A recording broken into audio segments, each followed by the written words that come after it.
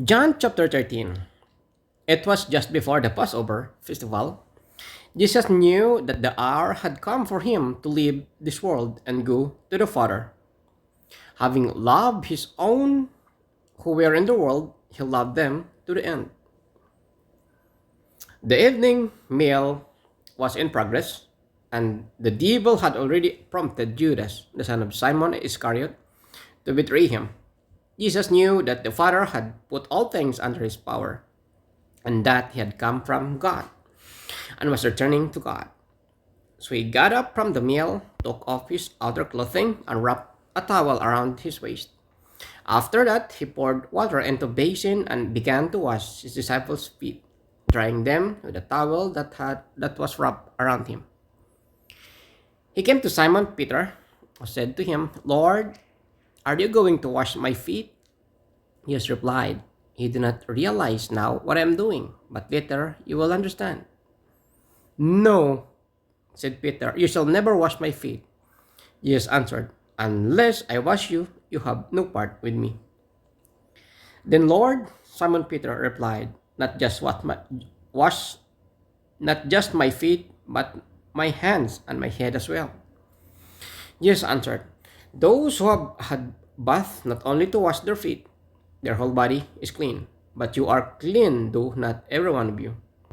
For he knew who was going to betray him, and that was why he said not everyone was clean. When he had finished washing their feet, he put on his clothes and returned to the place. "Do you understand what I have done for you?" Jesus asked them. "You call me teacher and Lord, and rightly so, for that is what I am. Now that I, your Lord and teacher, have washed your feet, you also should wash one another's feet. I have set you an example that you should do as I have done for you. Very truly I tell you, no servant is greater than his master, nor is messenger greater than those who sent him. Now that you know these things, you will be blessed if you do them. I am not referring to all of you. I know those I have chosen, but this is to fulfill this passage of Scripture. He who shared my bread has turned against me. I am telling you now before it happens, so that when it does happen, you will believe that I am who I am. Very truly I tell you, whoever accepts anyone I sent accepts me, and whoever accepts me accepts the one who sent me." After he had said this, Jesus was troubled in his spirit and testified, "Very truly I tell you, one of you is going to betray me." His disciples stared at one another, at a loss to know which of them he meant. One of them, the disciple whom Jesus loved, was reclining next to him. Simon Peter mentioned to this disciple and said, "Ask him which one he means." Leaning back against Jesus, he asked him, "Lord, who is it?" Jesus answered, "It is the one whom I will give the piece of bread when I have dipped it in the dish." Then, dipping the piece of bread, he gave it to Judas, the son of Simon Iscariot. As son of Judas took the bread, Satan entered into him. So Jesus told him, "What you are about to do quickly."